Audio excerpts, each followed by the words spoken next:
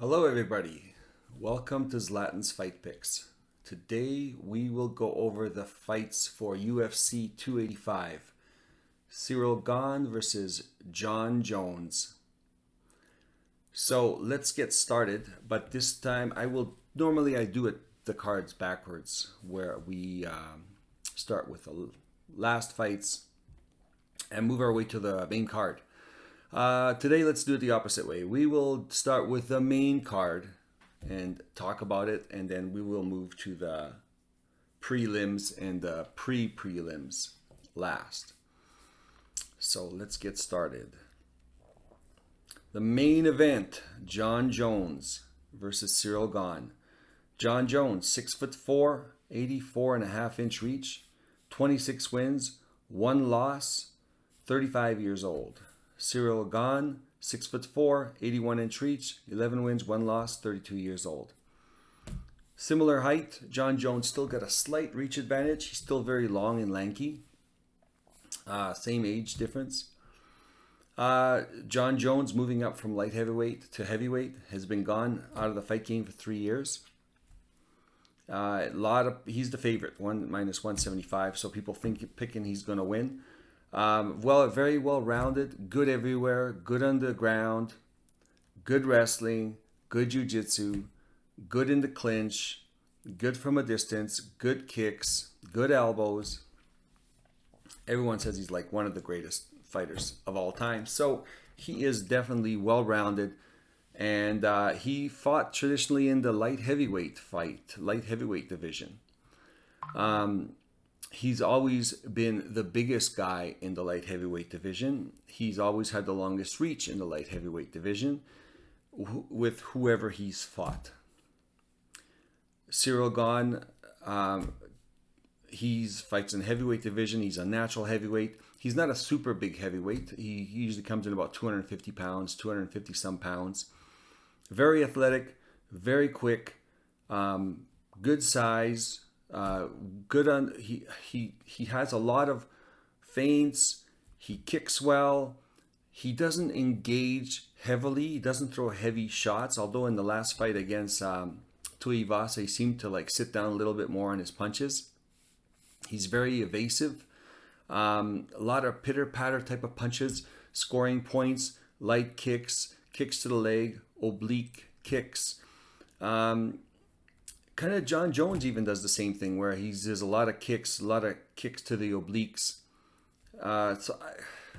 It's going to be a really close fight. I think that the only way Jon Jones can win this fight is going to the ground. I don't think he's going to win a stand-up battle with Ciryl Gane. I think Ciryl Gane is as quick or quicker. He's a natural heavyweight. It's hard to tell how fast Jones is going to be moving up in weight. Is he going to be as fast as when he was at 205? Probably not. Ciryl Gane showed a little bit of a weakness when he got taken down when he fought for the title. He fought Ngannou, and he was winning the striking battle, and he was watching out for Ngannou's power, and he was connecting enough to outpoint him. But Ngannou turned it around on him and took him down a couple times, and he had a hard time getting off of the ground. Now, I don't think he was expecting Ngannou to do that. I don't think he was prepared for it. Ngannou's a very big guy, couldn't really get out from the bottom. It was very difficult. I think he's expecting Jones to take him to the ground. I think everybody's expecting Jones to take him to the ground because he showed a little bit of weakness. So in that respect, I'm thinking Gane's going to be training not to be taken to the ground. And if he is taken to the ground, I think he's training how to get up. But nevertheless, I think with a good ground game and good ground and pound, Jon Jones could definitely win this fight if he could take Gane to the ground. I don't know if he's going to take him to the ground right away. I think Jon Jones is going to try strike with him at the start. This is going to be a really close fight. It's going to be a real chess match. A lot of people picking Jon Jones. I am picking Ciryl Gane. So I'm expecting him to be coming here prepared to not be taken down. If he is taken down, he's going to be prepared to get up. They both got a great gas tank. I find Jones has always had a problem with tall fighters. It was hard to find fighters that were as tall as he was, but when they did arrive, he seemed to have a little bit of trouble with those type of fighters, just because he's always relying on his height and reach and is kicking from a distance, kicking in the stomach, kicking in the obliques, on your legs, in your knees. So he's always had that advantage. And I think Cyril Gane almost plays the same game.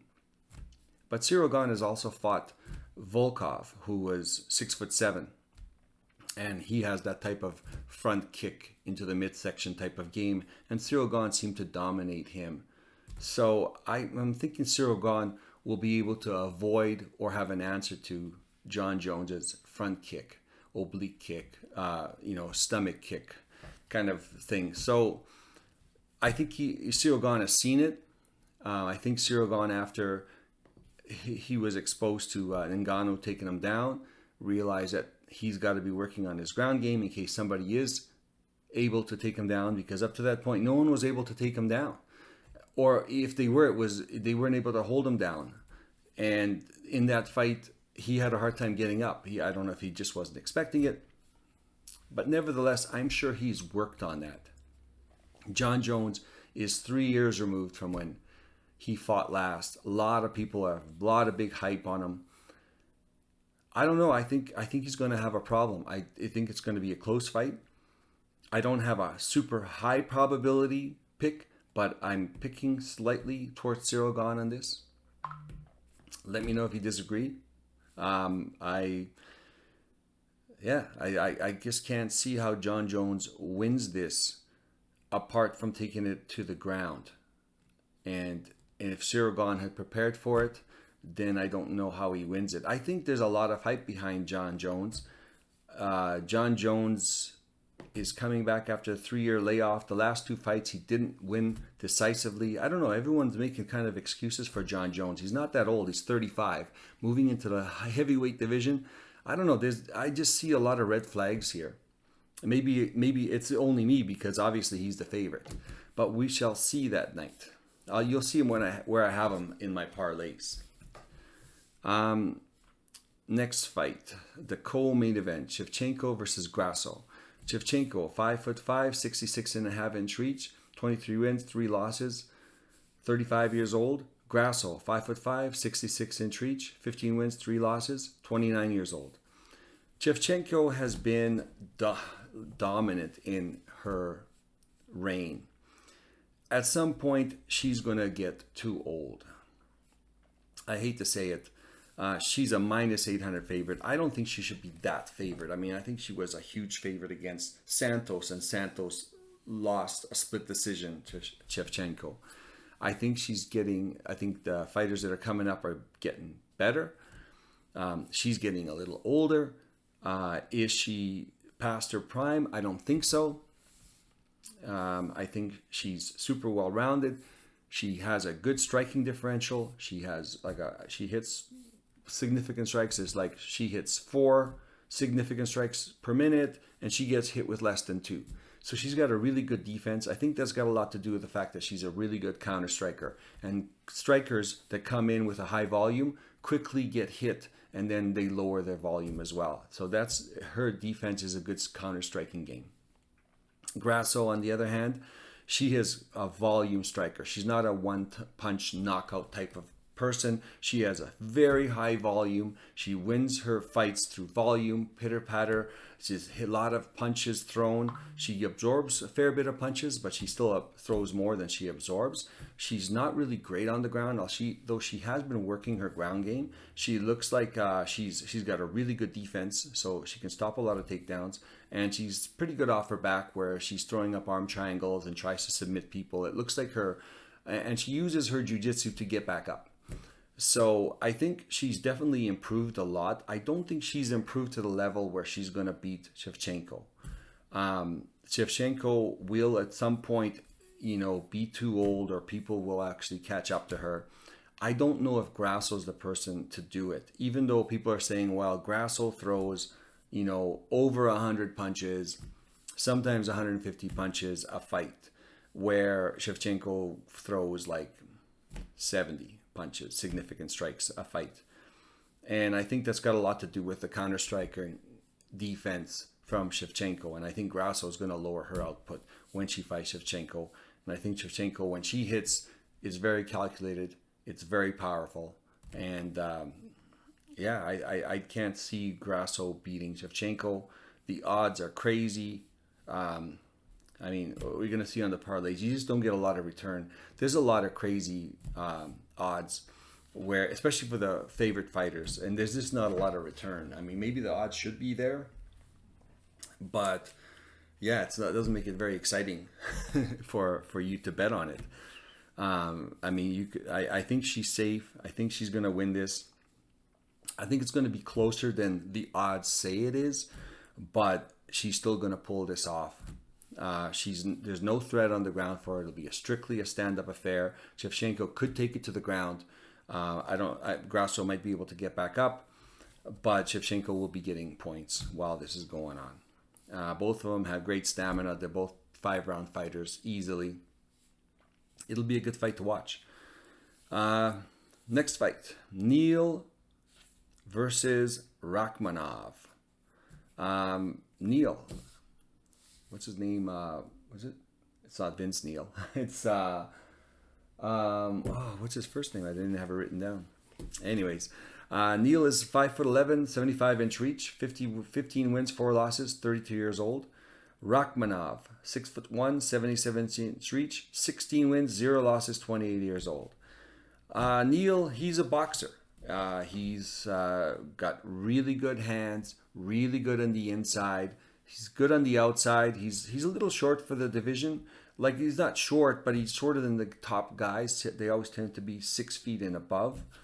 But he is very good with his hands. He's very fast, great combinations, good head movement.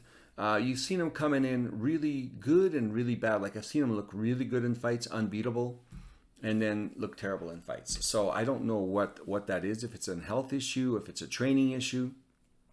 He's come up with guys who are trying to take him to the ground and gotten back up easy, and guys who try to take him to the ground who aren't successful, taking him to the ground. And then there's guys that have come up and where he's been taken to the ground by these guys easily. One guy in particular was Michael. Who did Rakhmonov? Rakhmonov fought the same guy. Where is that guy? Rakhmonov. Yeah, Shavkat Rakhmonov and Jeff Neal. Yeah, his first name is Jeff. Jeff Neal. And who did he fight? I don't think I have it here. Jeff Neal. Rakhmonov.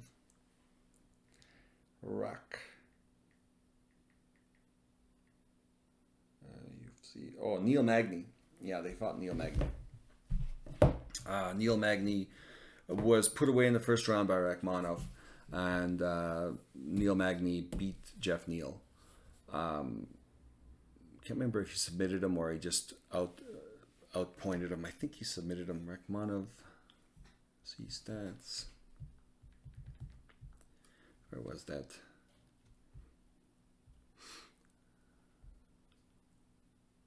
Yeah, Neil Magny.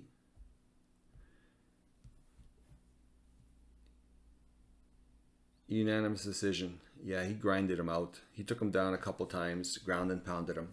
And again, he didn't look that great for his takedown defense in that one, where he fight Bilal Muhammad and he had a great takedown defense.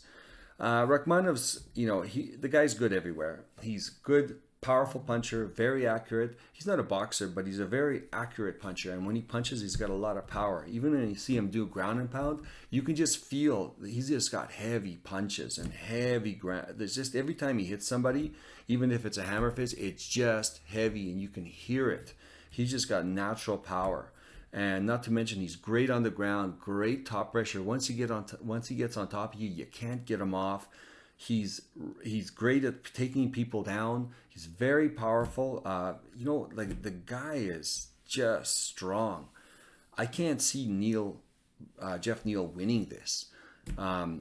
I don't care how good his boxing is. I think that, Rakhmonov's going to have the more powerful strikes.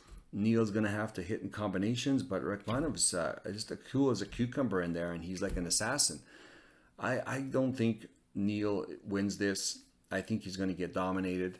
I think it's a huge step up for Neil. I think Rakhmonov is going to be top 3. He's going to be fighting for a title soon. I don't know if Neil's that guy. So Rakhmonov's the pick, high probability. Next fight, Matthias Gamrot versus Jalen Turner. Matthias Gamrot, 5'10", 70.5 inch reach, 21 wins, 2 losses, 32 years old. Jalen Turner, 6'3", 77 inch reach, 13 wins, 5 losses, 27 years old. A huge height discrepancy, 5 inches in height, 6.5 inches in reach. Jalen Turner, the tallest guy in that division, in the lightweight division. He's got a super long jab, knows how to use his distance, very long limbs, long arms. I mean, keeps people at bay. He's very powerful, very accurate striker. So his power comes from the fact that he's very, very accurate. He's got a lot of straight punches. He's even got some good submissions. He's so long in length. He's got these long, bony arms. He's great at chokes, guillotine chokes. You're coming in on his legs. He's submitted people with guillotine chokes. He's got a few guys. Matthias Gamrot has coming in on short notice. It's not super short notice, about 1 month. So I don't think it's too drastic. Matthias Gamrot is a fantastic wrestler. He does this one leg takedowns where he ankle picks everybody, and he's so fast he does it. Not very many people can actually do it. You don't find that kind of takedown really working well now in the UFC, since a lot of fighters can defend a lot of those type of takedowns. But he's so fast, he's definitely able to do it with the best of them. And that's what I'm seeing in this fight. I'm seeing that Jalen Turner is going to try to keep him at distance. Matthias Gamrot, he knows where he's going to win. He's going to win on the ground. He's going to win with his wrestling. And he has a lot of problems keeping people down. I think he might have a problem keeping Jalen Turner down. But the fact is that I think Gamrot usually he wants submission over position. So he gets somebody down. He's not just sitting there top heavy. He's actually trying to finish the fight. And I think that's a lot of times when the fighters get up. So they get up and then he has to take them down again. So, in a 3-round fight, he'll average, 5 takedowns. So it's huge.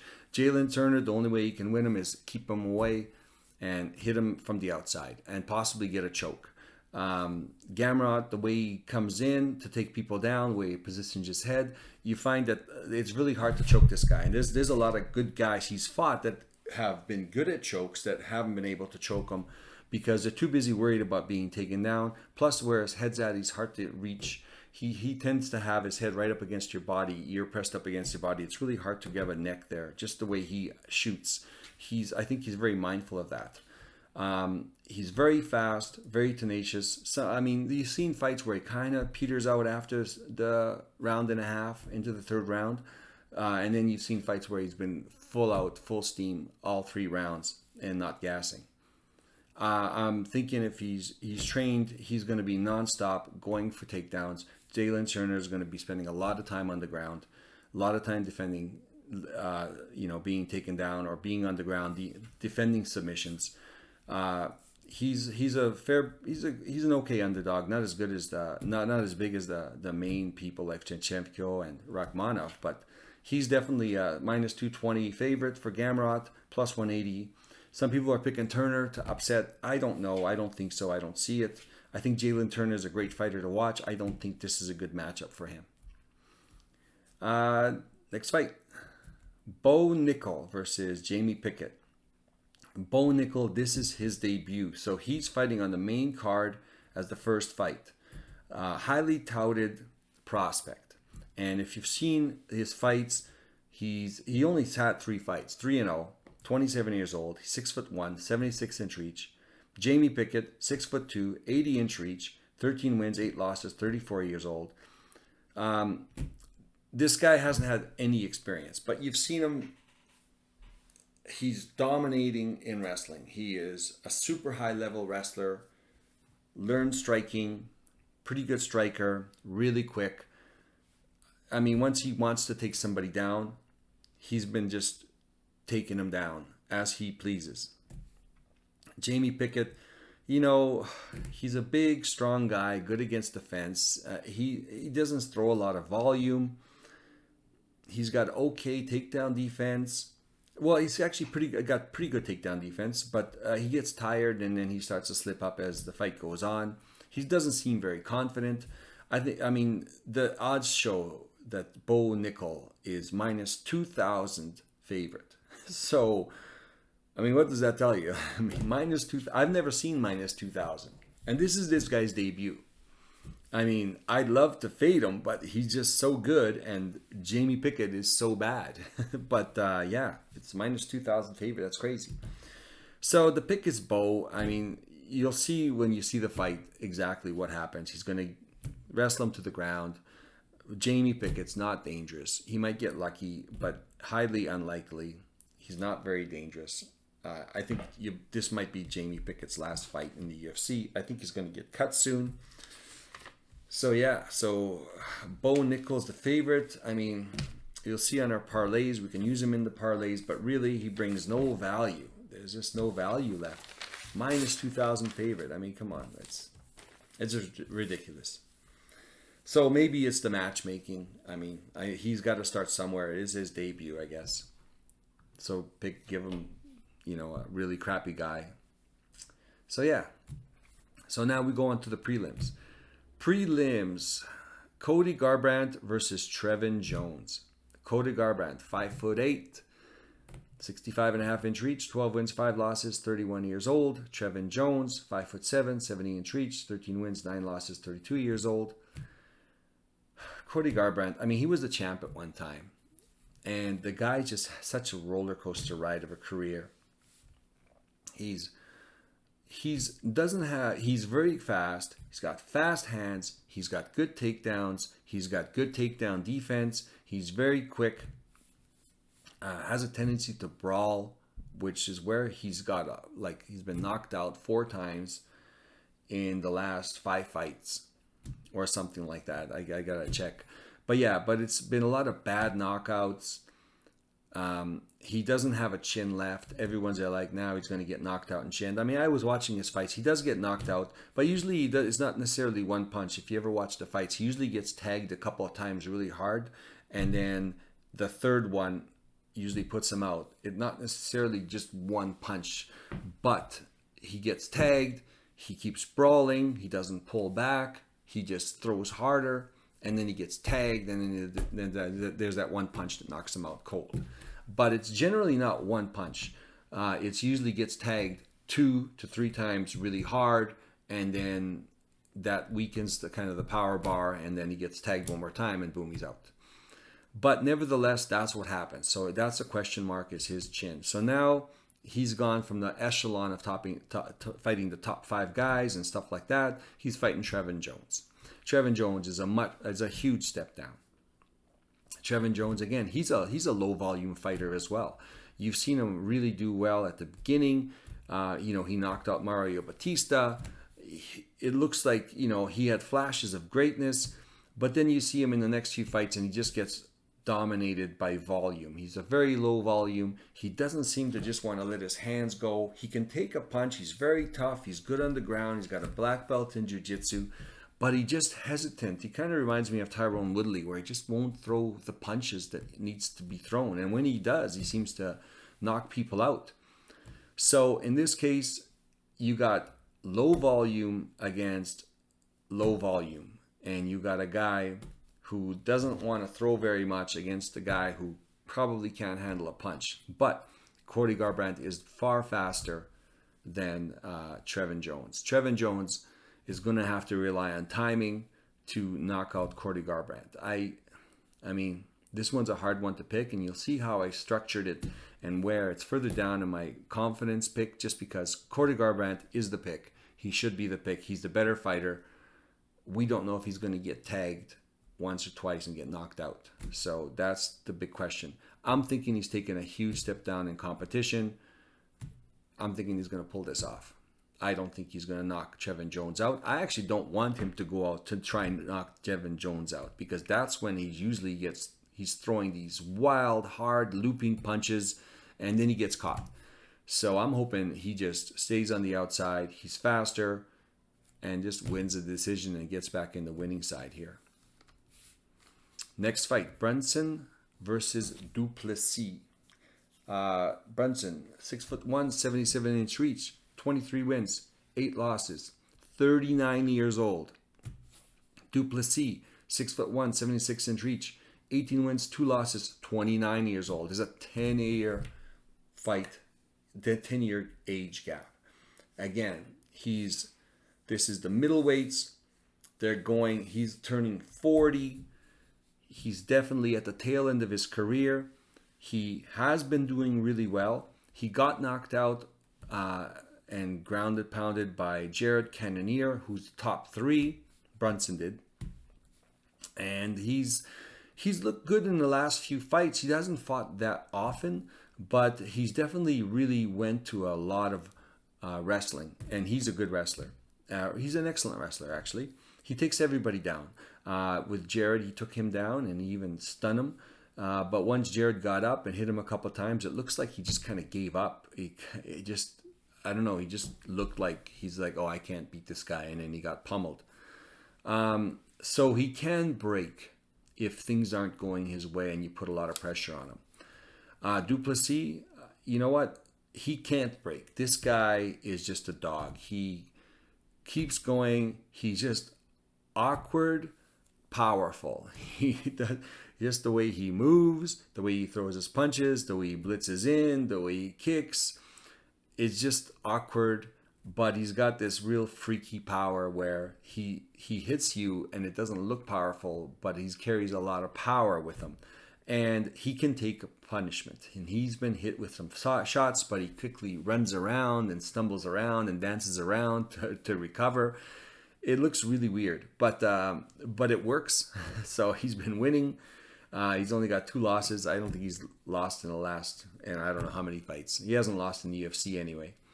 He's got this, he could take people down, and it's kind of weird, kind of chasing them and grabbing their feet, but he's very strong. So I mean, he's just, once he gets a hold of your feet, he's hugging them and you're falling over. He's just very strong. He's awkward, but it works for him, you know. So I'm thinking he's gonna outwork Brunson. Just the way I've got it structured in the bet. I do have a bet line where I replace Brunson and Duplessis. And Duplessis I'm fairly confident he's going to win. But there's this chance, because Duplessis has never seen a pure wrestler before. And Brunson is a pure wrestler. So he can take anybody down. So he can take Duplessis down. Now, Duplessis is probably working on his takedown defense and is getting back up. Now, the question is for me is, when will Brunson break or give up when Duplessis gets up once, twice, 3 times and then tags him a couple times and Brunson just kind of gives up, you know? Or does Brunson take him down once, 3 times and keeps and wins the first round, and then takes him down a couple times in the second round, and by the time the third round comes around, Duplessis is still swinging and fighting for his life to win this fight, and wins the third round but doesn't knock out Brunson, doesn't finish Brunson, and Brunson wins a decision.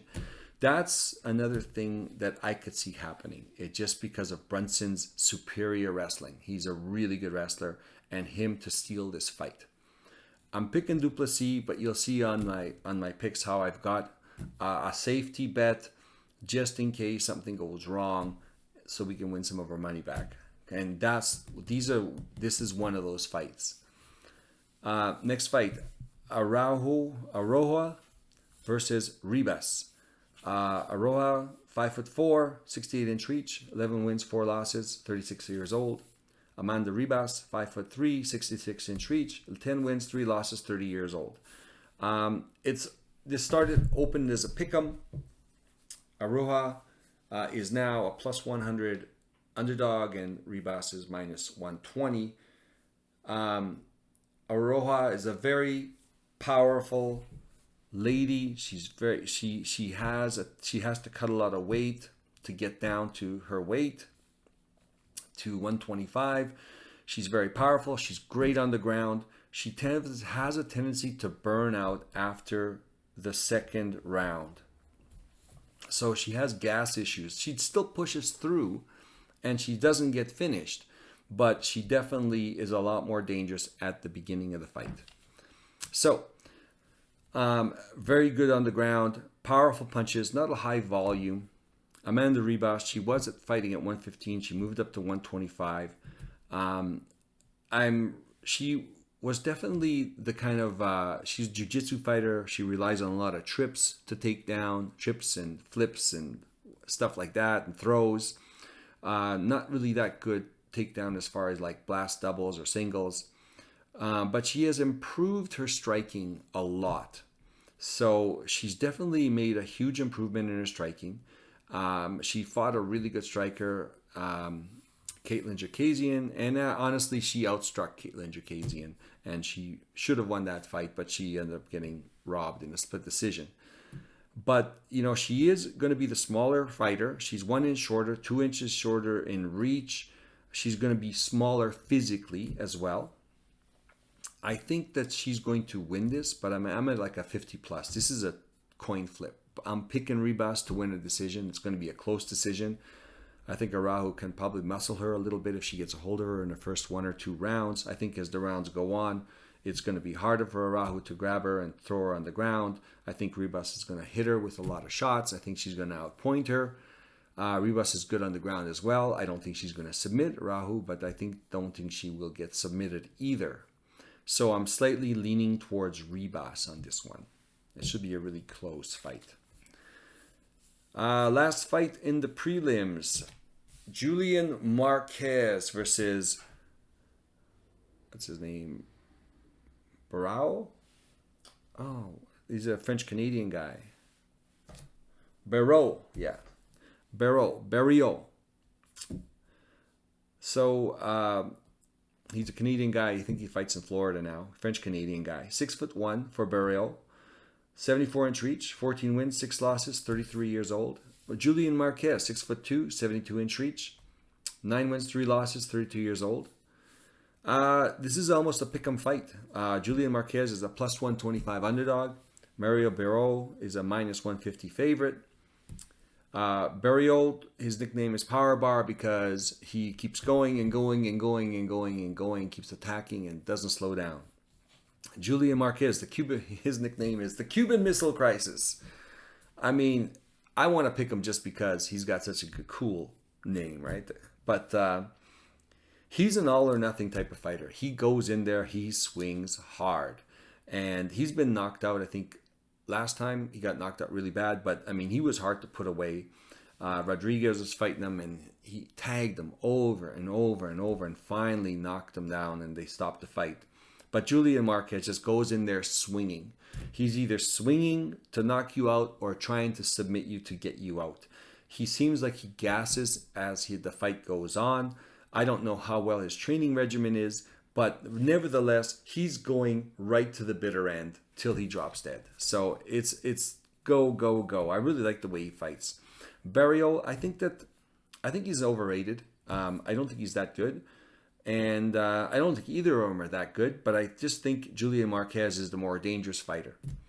Barrio is trying to add wrestling to his game, and I don't know, and I just don't see it. You know, I mean, these guys are definitely low-end UFC fighters. I'm going to pick the underdog. I'm going to pick Julian Marquez to win. I just have this feeling he's going to pull this off. I don't know how much his head is in the fight game. It doesn't seem like he's really that interested in it, but he is exciting. He's going to be throwing, and I think he's going to catch Barrio, and I think he's going to win this fight. But it's definitely like a 50% plus. Like, just it's fair. It's even. You know, I could see where he doesn't catch him and Barrio wins the decision. Early prelims.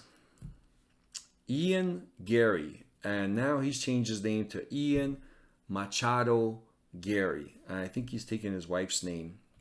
and using it. It kind of threw me off. I was looking like, hey man, who is this Machado guy who's like at a minus 700 favorite? I mean, who is this guy? And then I realized it was Ian Gary. And it's like he was just all you saw in the ESPN, like the fights was Ian Machado. Kind of threw you off. He's gonna fight Song Keenan.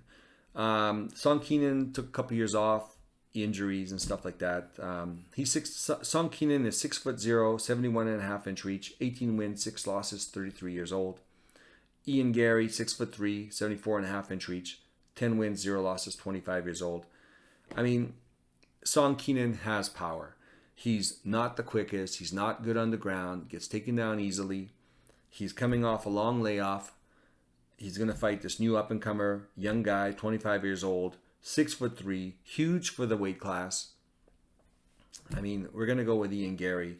I think he wins this. He could knock Keenan out. There's always a puncher's chance where Keenan can knock him out. Keenan does have the power. He's got one-shot knockout power. I can't see it happening. Obviously, the bookies can't see it happening. Minus 700 for Gary, plus 475 for Keenan. I mean, I would love to take a chance at an underdog, but I cannot see this ending up other than Gary winning. Next fight, Mana Martinez versus Cameron Saman. Mana Martinez, 5'10", 70-inch reach, 10 wins, 3 losses, 29 years old. Cameron Saman, 5'8", 67-inch reach, 7 wins, 0 losses, 22 years old. So he's a young fighter. He's 7 years younger. I watched him fight on the Contender Series and his first UFC debut. In the Contender Series, I mean, this guy goes for it. He swings hard, tries hard. I mean, he's a dog. He's going to fight right to the end.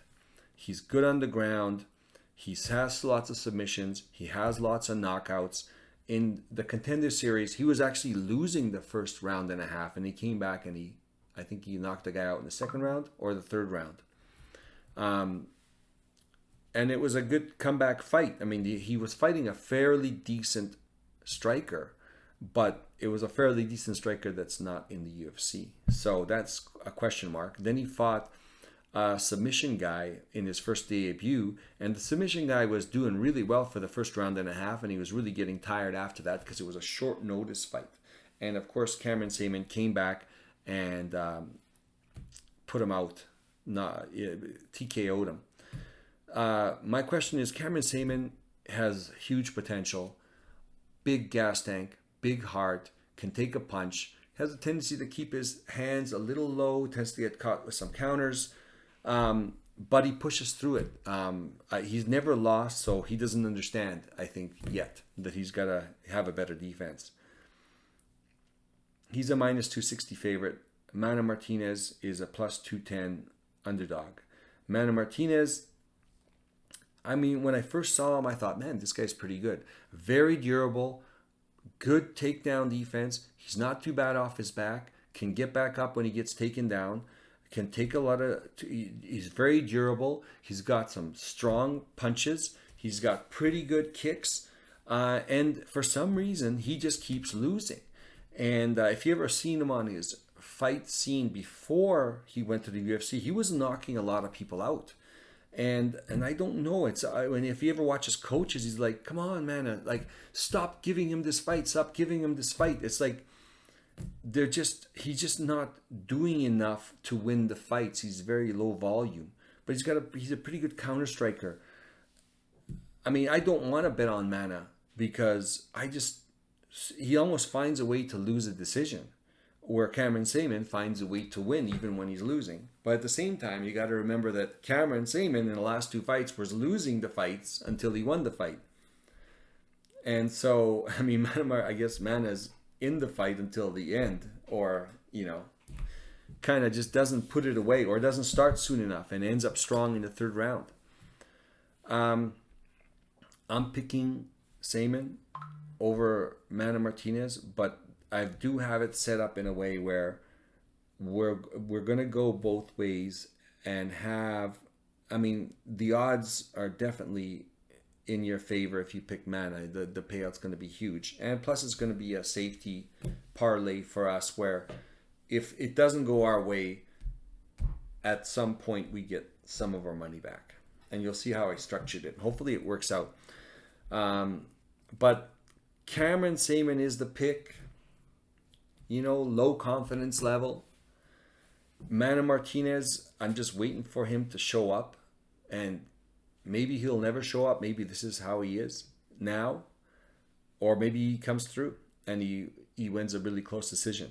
He can easily win this fight. Got a lot of experience too.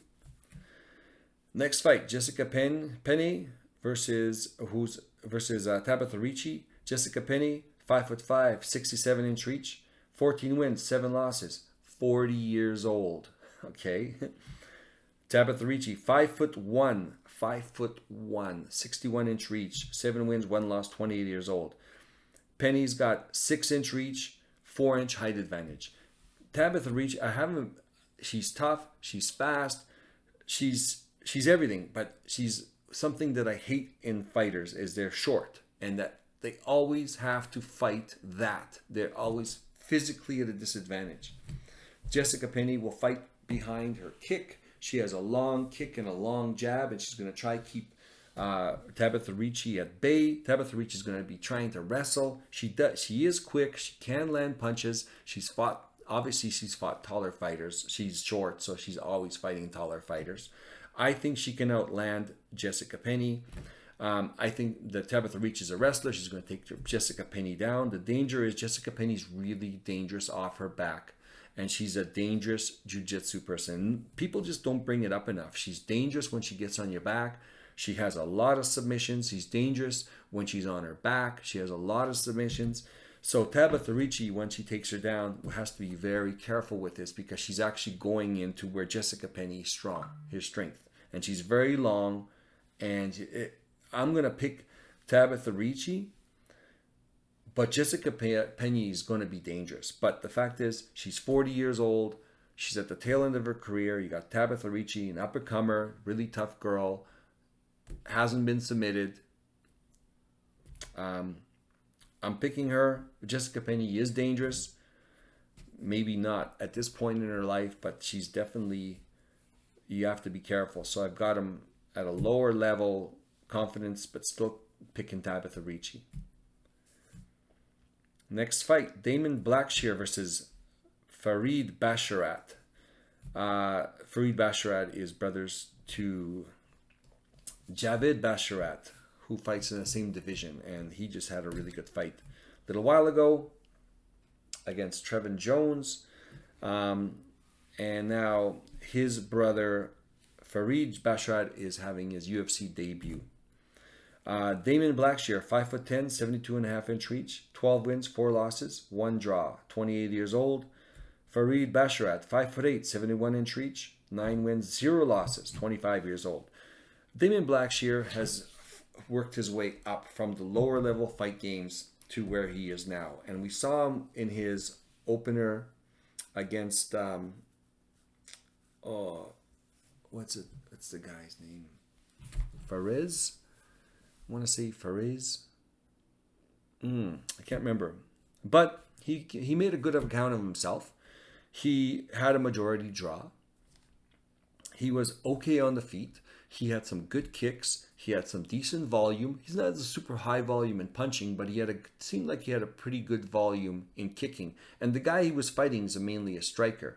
But the guy he was fighting also would take him down, figuring he had a huge advantage on the ground. But Damon Blackshear showed that he's very tricky on the mat, reversed a lot of positions, got into, possibly leg locks, ankle locks, used those positions to get up, got on his back. Like, the guy's really tricky on the ground. And I was really impressed with how effortlessly he was moving into these positions.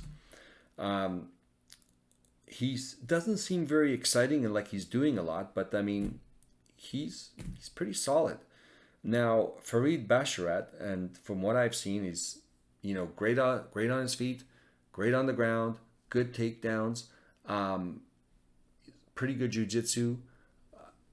he's well-rounded. I mean, he should win this fight. And but there is a part of me that's really hesitant to bet against Damon because Farid Basharat takes him to the ground and he has to defend the jiu-jitsu from Blackshear. And I think everyone still underestimates how tricky and imaginative he is with his submissions on the ground. So, and this is Farid's UFC debut, and I've got him at a 50-50, kind of picking both. Farid should win. He's a minus 480 favorite. Blackshear should lose. He's plus 360 underdog. But I've got him at a 50-50 where I pick him both ways. I mean, and I will do that just because, I mean, if Blackshear does win and we've got Blackshear, the multiple effect on that is huge. So, the UFC debut for Blackshear or Basharat, definitely going to pick him at the 50-50 line. I don't want to put him any higher.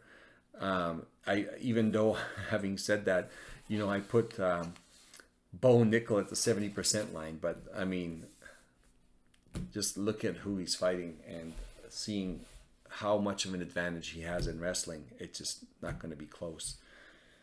Next fight. Loic Radzhabov versus Esteban Robovic. Loic Radzhabov, 5'9", 68-inch reach, 16 wins, 4 losses, 0 draws, 32 years old. Esteban Robovic, 5'10", 69-inch reach, 11 wins, 0 losses, 26 years old. Esteban Robovic is from Argentina. Half his wins are by submission, half his wins are by knockout. I think they're all in the first round. So the guy just finishes all his fights. I don't know how good of a competition he's fought. I mean, in his Contender Series, he fought a guy and he got tagged a few times and he ended up knocking the guy out, but he got hit quite a bit. And the guy he was fighting was not in a UFC. In the UFC, he was good on the regional scene. So, and I think that's the best fighter he has ever fought. So it's really hard to say how good this guy's going to be. But definitely he goes for broke. Now, Loic Radzhabov, he's primarily a grappler. He's got decent striking. He's taking this fight on short notice. I mean, short notice fights, I mean, is he going to be the top of his game? Not the top of his game? If he's on top of his game, he should win this fight. He's got definitely more experience. He's better on the ground. But if he's not on top of his game, you got a guy who swings for the fences and finishes fights. Radzhabov was minus 270 favorite. Esteban Ribovic plus 220 underdog. Again, just the way I set this up, I've got a few safety valve parlays where I pick it both ways.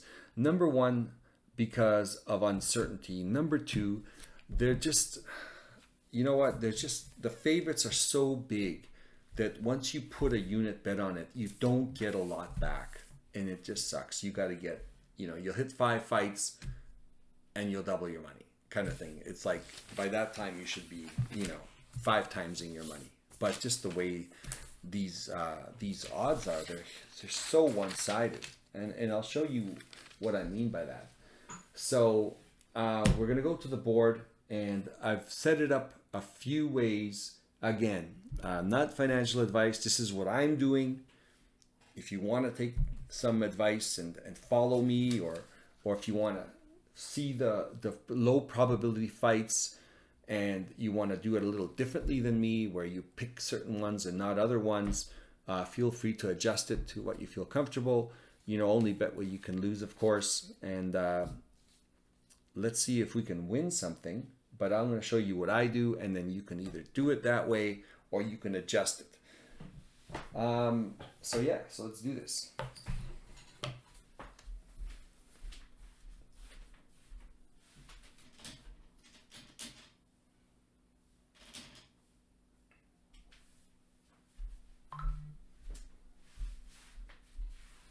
Oh, I should move it over actually. There we go. All right. All right, for the 70% column, this is the most confident will be Shevchenko and Nickel. But if you notice, it's minus 700 for Shevchenko, minus 2,000 for Nickel. You don't even have to bet this guy, like if you really don't want to. I mean, just the return is so small. But I put him in anyway. But like I said, you don't have to. Now, the 60% favorite line, Rachmanov, he's at minus 550. So, I mean, these guys should win. I don't know if they should be as big a favorites as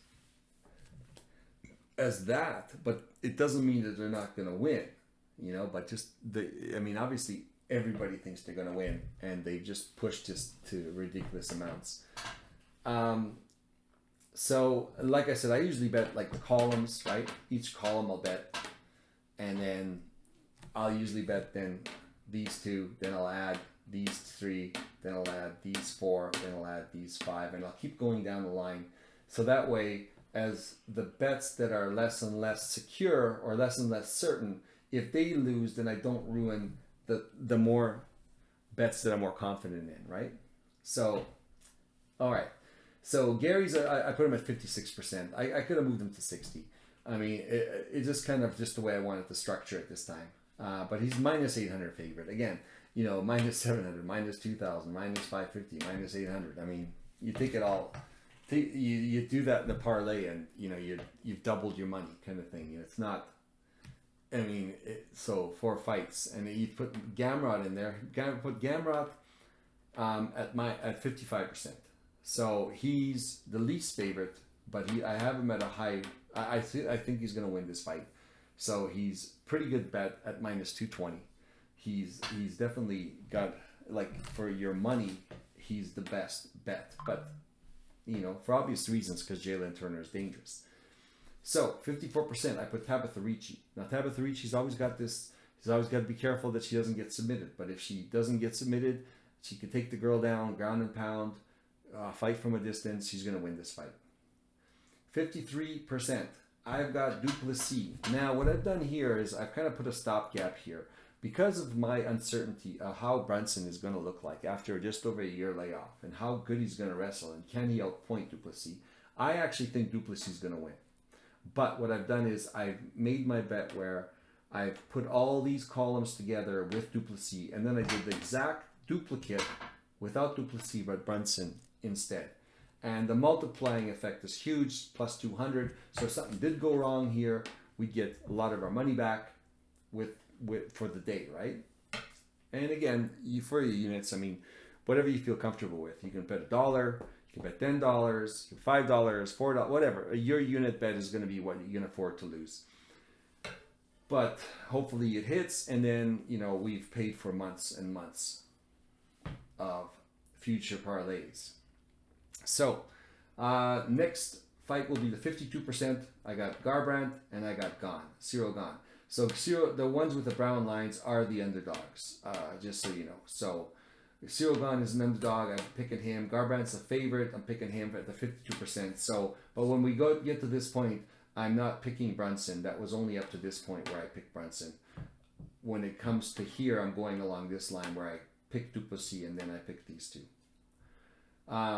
At the 51%, I got, again, the same thing as I did here, but at this level, I got Saman as my main pick, but I do have a betting line where I bet across here with Duplessis and Garbrandt Gane, Saman, and then I take Saman out and I put Martinez in. And again, the multiplying effect's huge, plus the fact that I think there is a path to victory for Martinez over Saman's UFC debut.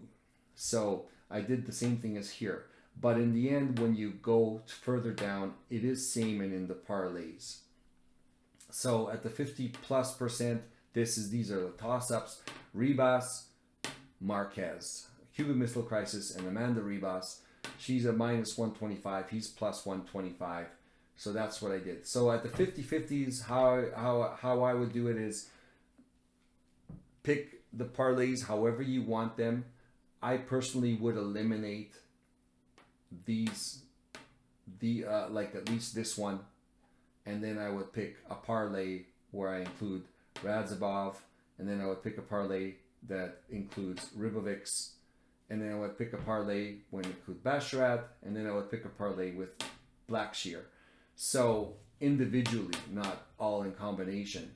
And the reason why I do that is because these guys are heavily favored, and there's question marks for me for Ribovics, especially because of the short notice for Razabov, and Blackshear has his chance on the ground, and you never know if it's going to come through. And the plus 225 and plus 50 added on to some of these parlays will be a huge difference. I mean, those are long shots, and again, that's the way I like to play it. It doesn't mean you have to take those chances. These are the true 50-50s. This is a UFC debut.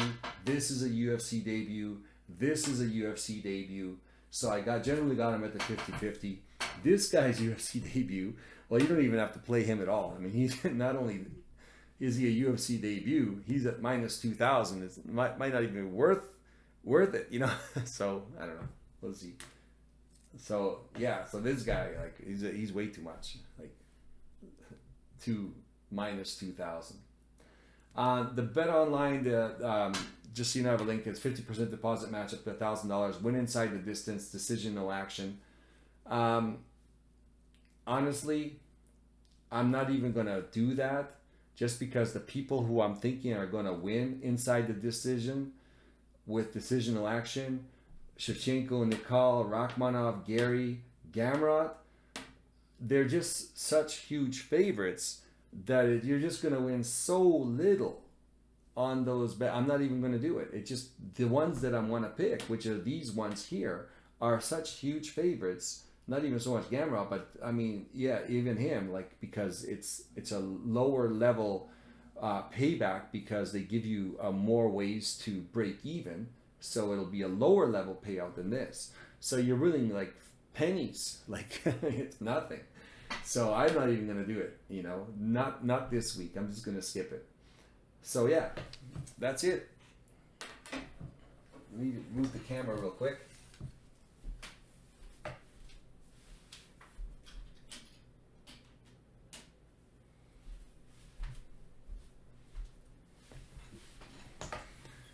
All right, well, thanks for joining me. And these fights were definitely hard. There was just so many variables, and there was a lot of fights, and it's going to be a great card.